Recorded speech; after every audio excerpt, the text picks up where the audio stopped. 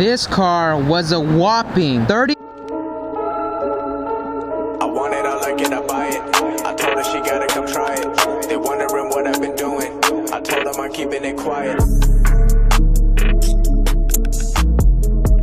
Welcome back to another video. All I gotta say is thank you for the support in the last video. Holy crap, y'all let it rain on me. I was not ready for that. You guys left so many comments. Congratulations, freaking amazing, man. I thank you guys so much. I tried to respond to every single comment, man. I was literally on my phone like the whole day yesterday, but I did receive one specific comment that a bunch of you guys asked that I didn't even think you guys were gonna freaking ask, because I only mentioned it like 2 seconds throughout the whole 11-12 minute video, and it was towards the end of the video and y'all still stayed and watched and like capture that moment. All of you guys kept asking me, not only on YouTube but also y'all went and rated me on Instagram. It's all about this,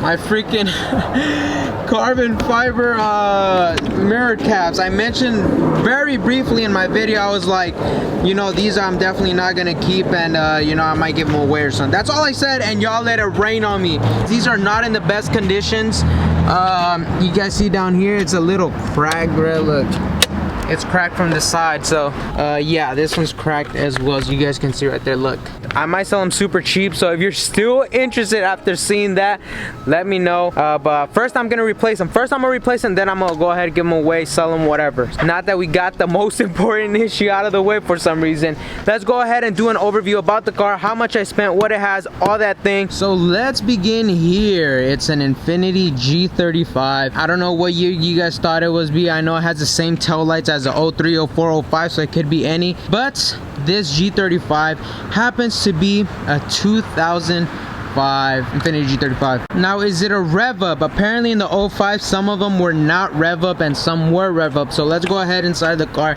Let's go ahead check. If we go ahead and put this in the on position, y'all can see the red line starts at 7, which means I think we have a Rev Up. Now correct me if I'm wrong, but I do think I have the Rev Up. So if I don't, let me know down in the description below. Make me look like a clown, you already know. Alright, so before I begin talking about what the car has or what it does, whatever, I'm gonna tell you guys exactly how much I paid for this car. It is a lot of money. It was kind of pricey. This car was a whopping $35,000. Nah, I'm just kidding. It was not $35,000. This car was a whopping $7,800. Now that is extremely expensive. I know. You guys are probably like, holy shit, this guy cannot get any dumber.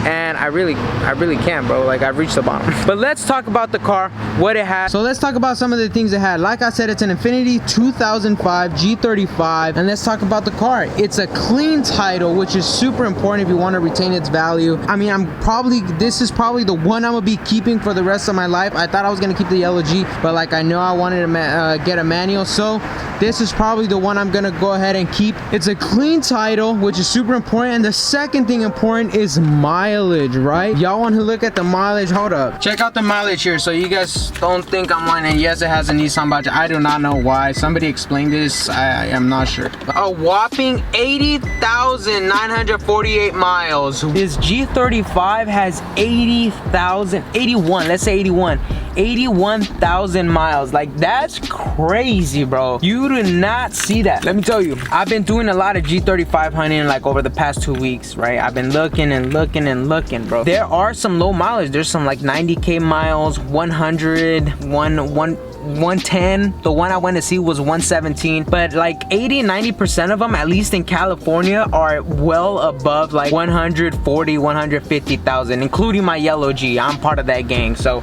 extremely high mileage G35s, and some of them want like 7,000, like for like 200,000 mile G35. Like, bro, what does it have? A damn rocket? Super low mileage G35s are extremely rare in California, and you do not see them often. And if you do, they price some through the roof. I'm talking about $8,000, $9,000, $10,000, okay? Extremely expensive. So just the car itself, if we take a look at the KBB value, I know some people use that as a guideline, but people tend to price them, you know, either around that range or a little bit higher than the KBB value, right? Because you want to get your money's worth. On KBB value, this car, stock 2005 Infiniti G35, put a screenshot right here, 80,000 miles, clean title, everything, is already worth between, I think it was $5,600 and $8,000, but the average is $7,000. It's like $6,900, $7,000. That's the average for these cars. And I know no damn crazy person is gonna be selling an 80K mile clean title G35 manual for less than $6,000. I know that for a fact. Nobody will do that. All right, so now let's bring it outside. All right, now that we got that out of the way, this car has two major upgrades, which pretty much boost up like the car. Like, this is the reason why I really wanted to get this car.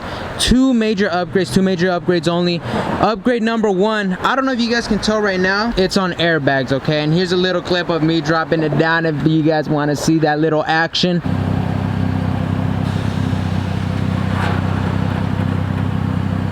The airbag suspension is from AirTech, so that alone, I was like, if I get this car, it's already on bag, so like there's no need to remove the coilovers from my golden G35. So this would be super, like, it'll be so convenient, right? The suspension kits cost like what, anywhere from 2.5K to like 4K maybe. So I was like, damn, that's already a lot of money right there. Now, second upgrade that it has that I'm absolutely in love with, I fell in love with them the first day I saw them, not on this car, but I saw them on another car. They were freaking crazy. Like, I was like, man, I really gotta get this, I really gotta get this. And now I have it. It's one of the craziest things, but check this out. It has Akebono freaking big brake kit across the entire car, across four wheels, man. Yes, the calipers are not in the best condition. It's all right. We can go ahead repaint them professionally and it'll be all right. No need to worry about. But look at the disc, bro. It is absolutely insane. It's so massive.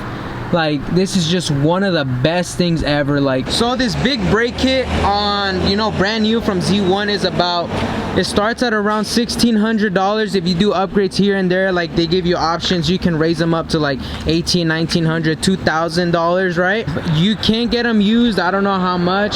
Some people get them for like $1,000 for the whole thing or whatever. But it's a pricey big brake kit. It's one of the most budgeted big brake kits, obviously, because you got like Stop Tech and you got like Wilson and like all those other super expensive one.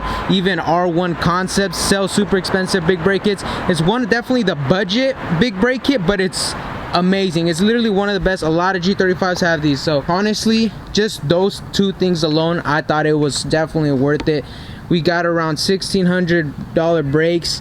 We got like 2.5 to 4K suspension, and it's an 80,000 mile Infiniti G35 2005 Rev Up in a stick shift, bro. Like, yes, it is a lot of money. I'm not saying it was cheap, and I'm not saying it was, you know, any kind of money. Like, it was definitely pricey. I definitely had to make some big moves on my end to make this happen, but I think in the long run it was definitely worth it. It has some, like I said, those two big major upgrades. I know for a fact Miami and Florida and those eastern countries, holy crap, those eastern states over there in the US, they do have some freaking deals. I know that. I've been looking on OfferUp and Facebook, and I know you guys do have some deals. A lot of low mileage cars over there.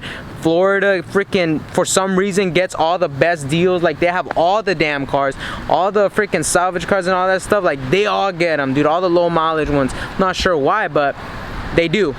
But with that being said, just the shipping alone, to ship it from there to this, it's already crossing 2K, 3K. So I thought this was a rare gem, especially here on the West Coast. Other small things it has this freaking midnight dark purple paint color.